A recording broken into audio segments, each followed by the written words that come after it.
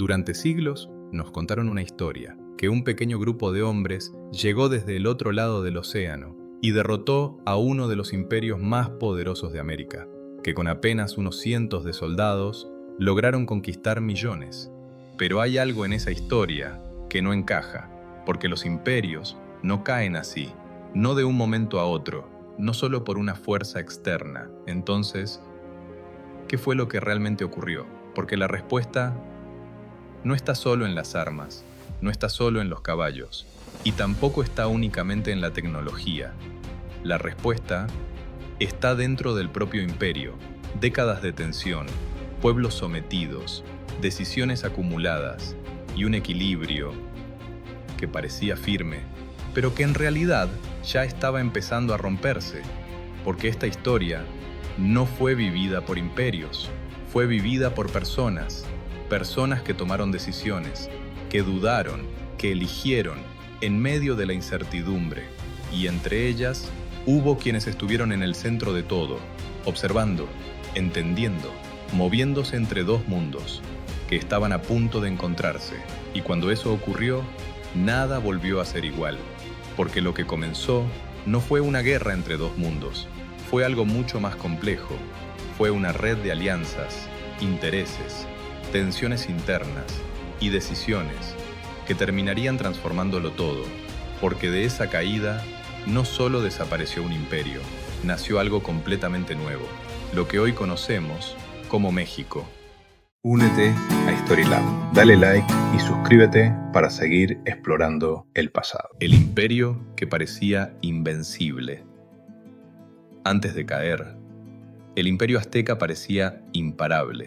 En el corazón del Valle de México se levantaba una ciudad que desafiaba toda lógica: Tenochtitlán, construida sobre el agua, conectada por calzadas, organizada con una precisión que sorprendió incluso a quienes la vieron por primera vez. Pero no era solo una ciudad, era el centro de un sistema complejo, un punto donde todo convergía. Desde distintas regiones llegaban productos, personas, conocimientos, y en sus calles la vida no se detenía.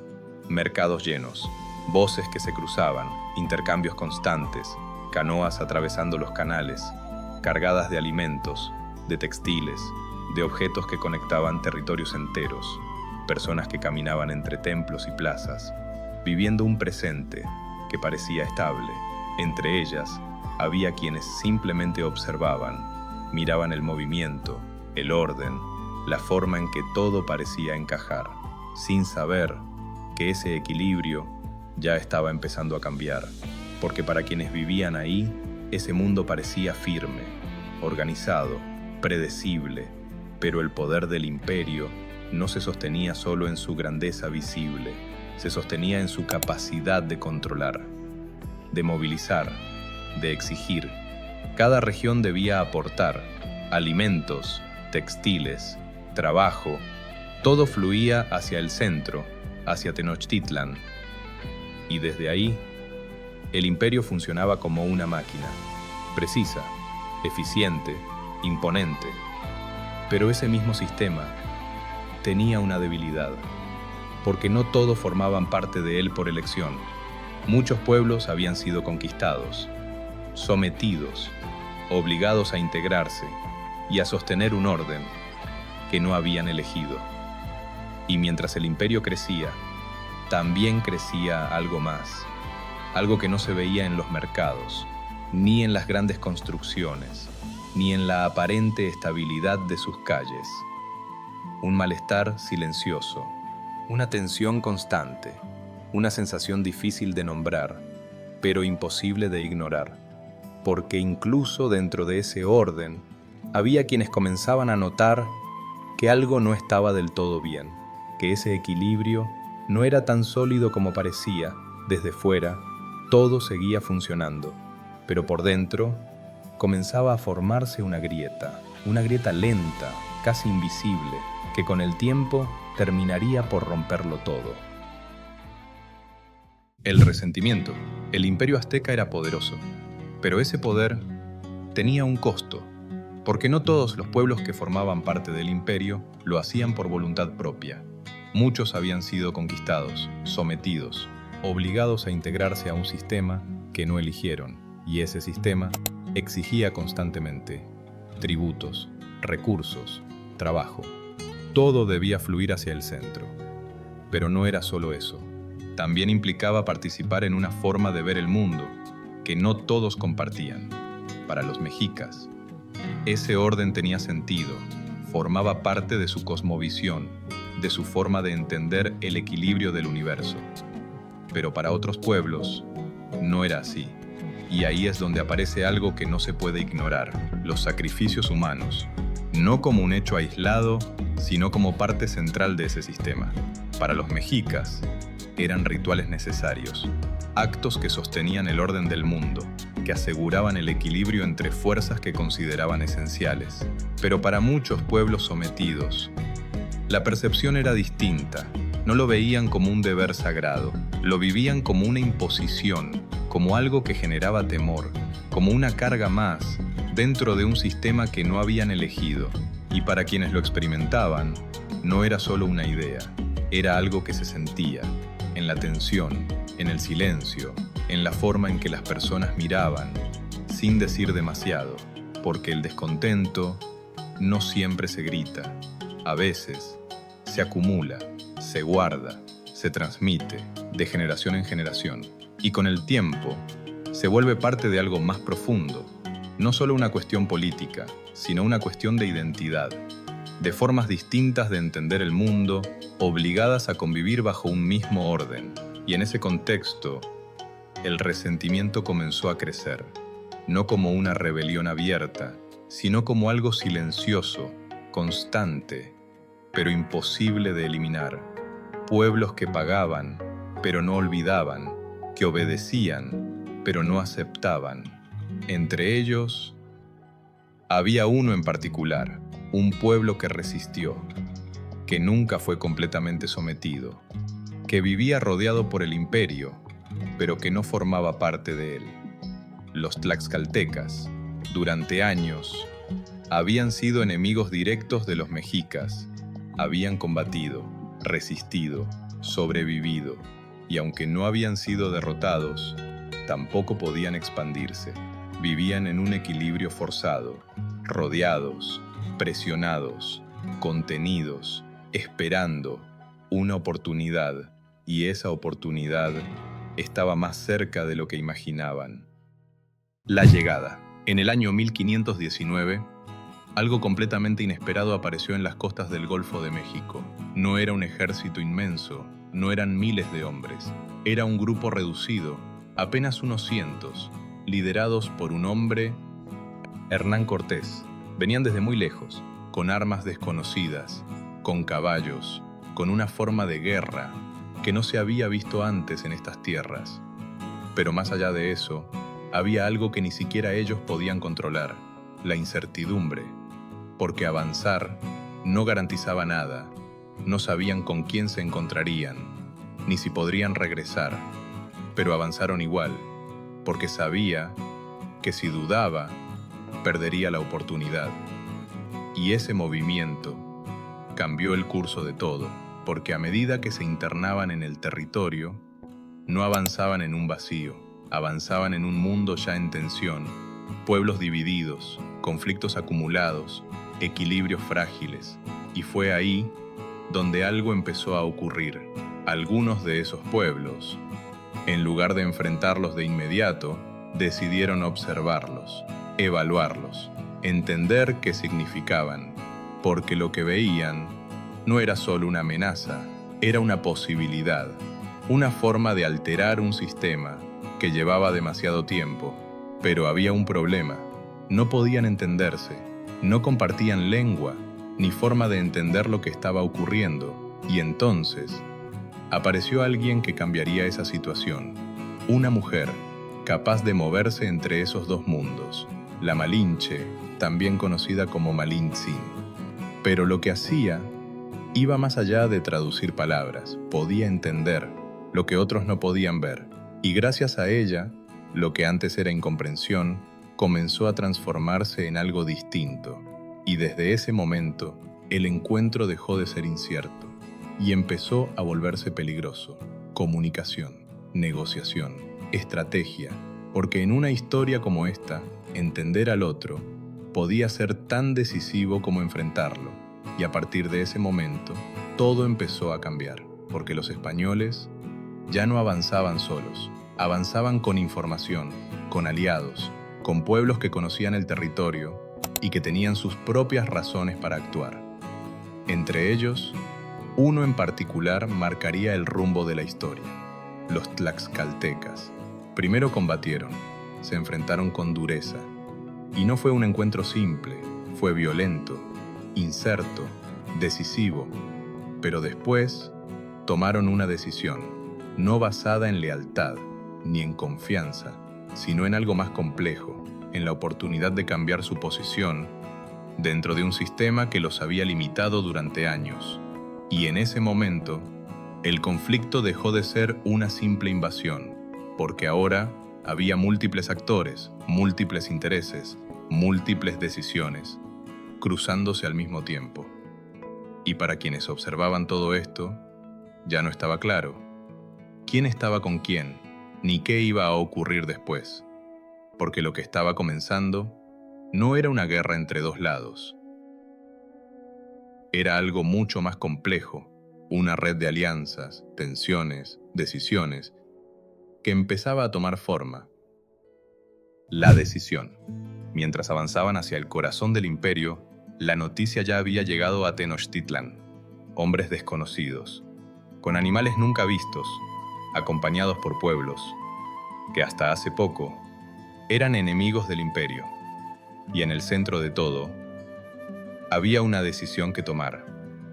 Moctezuma II, el gobernante del imperio azteca, desde su posición, no enfrentaba solo una amenaza militar, enfrentaba algo más difícil: incertidumbre, porque lo que estaba ocurriendo no encajaba con nada que el imperio hubiera enfrentado antes. No era una guerra tradicional, no era una rebelión interna, era algo distinto, algo difícil de interpretar. Y en medio de esa incertidumbre, había algo que pesaba aún más: la posibilidad de equivocarse, porque una decisión podía cambiarlo todo, y no había forma de saber cuál era la correcta, no solo para él, sino para todo el imperio. Y entonces tomó una decisión: no enfrentarlos de inmediato, no cerrarles el paso, sino permitir su entrada, recibirlos, observarlos, entender quiénes eran. Era una decisión estratégica, pero también una apuesta, porque al abrir las puertas de Tenochtitlán, no solo estaba recibiendo a un grupo de extranjeros, estaba permitiendo que ese conflicto entrara directamente al corazón del imperio. Y desde ese momento, algo cambió, porque lo que hasta entonces era una amenaza externa, ahora se convertía en una tensión interna. Dentro de la ciudad, dos mundos comenzaron a convivir, con desconfianza, con tensión, con una calma que no iba a durar, y en medio de ese encuentro había alguien que hacía posible cada interacción: la Malinche, porque ahora podían entenderse, podían negociar, podían medir cada palabra, y eso cambiaba completamente la naturaleza del conflicto, porque cuando dos mundos pueden entenderse, las decisiones dejan de ser impulsivas y se vuelven estratégicas. Y mientras todo esto ocurría dentro de Tenochtitlán, fuera de la ciudad, el movimiento no se detenía. Más pueblos se sumaban, más alianzas se formaban, más fuerzas se organizaban, y poco a poco, el equilibrio del imperio comenzaba a romperse, porque la decisión de no enfrentar había abierto una puerta, y una vez abierta, ya no se podía cerrar. Y para quienes observaban todo esto desde dentro, ya no era solo una historia en desarrollo, era algo que se estaba sintiendo, en cada espacio, en cada mirada, en cada silencio. La caída, el final, no fue un instante, no ocurrió en un solo día, fue un proceso, un desgaste, una acumulación de decisiones, donde todo lo que sostenía al imperio comenzó a ceder. Tenochtitlan resistió. Sus calles, sus canales, su gente, Pero esta vez, el enemigo no era uno solo, era una alianza, una suma de pueblos que durante años habían esperado este momento, y cuando esa fuerza se consolidó, el equilibrio terminó por romperse, porque el imperio ya no enfrentaba solo una amenaza externa, enfrentaba el peso de todo lo que había construido, decisiones pasadas, tensiones acumuladas, pueblos que ahora ya no estaban dispuestos a sostener ese orden. Y en medio de ese escenario, la resistencia se volvió cada vez más difícil, no solo por la guerra, sino por todo lo que había cambiado alrededor. Las alianzas, la información, la capacidad de coordinar fuerzas desde distintos lugares, todo empezó a jugar en contra del imperio, y poco a poco, Tenochtitlan comenzó a ceder sus espacios, su control, su estabilidad, y para quienes lo estaban viviendo, ya no era una historia lejana, era supervivencia, era intentar entender qué estaba ocurriendo mientras todo cambiaba demasiado rápido. Y en medio de ese colapso ya no había claridad. No estaba claro quién ganaba, ni qué significaba realmente perder, porque lo que se estaba rompiendo no era solo un sistema, era una forma de entender el mundo. Y cuando eso ocurre, nada vuelve a ser igual, hasta que finalmente el sistema dejó de sostenerse y el imperio cayó, pero no solo por la fuerza, sino por todo lo que había ocurrido antes, porque esta historia nunca fue solo una invasión, fue el resultado de decisiones, de tensiones, de alianzas, de encuentros, que cambiaron el rumbo de todo, y cuando Tenochtitlan cayó, parecía que todo había terminado, pero en realidad algo más estaba comenzando. Lo que nunca desapareció.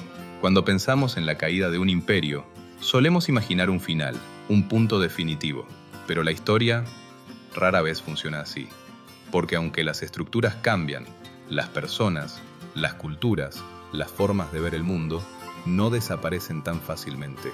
Y en el caso de México, eso es imposible de ignorar, porque mucho de lo que existía antes de la caída del imperio sigue presente hoy, en los idiomas, en las tradiciones, en la manera de entender la vida, la comunidad, el territorio. Lenguas como el náhuatl, el maya, el mixteco, siguen siendo habladas por millones de personas, no como un recuerdo del pasado, sino como parte del presente.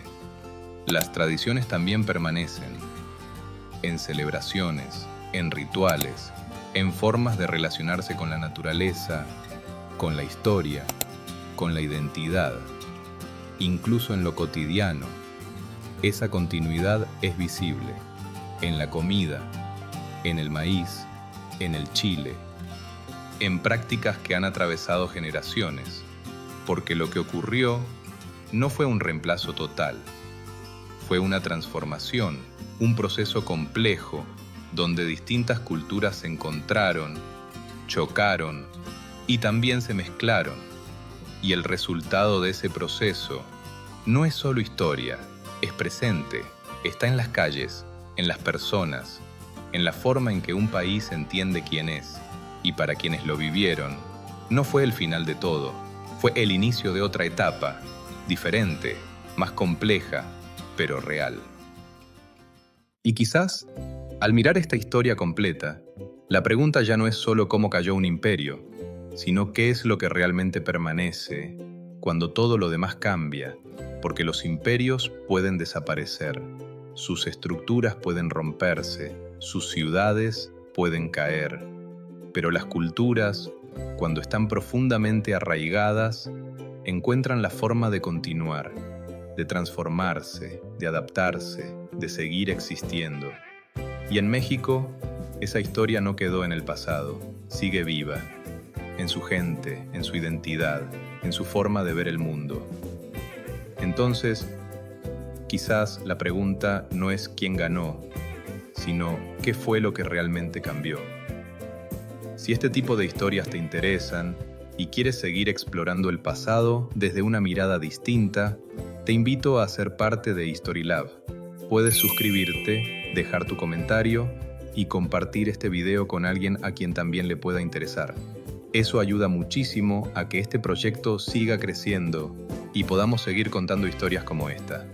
Gracias por estar aquí, gracias por formar parte de esta comunidad y nos vemos en el próximo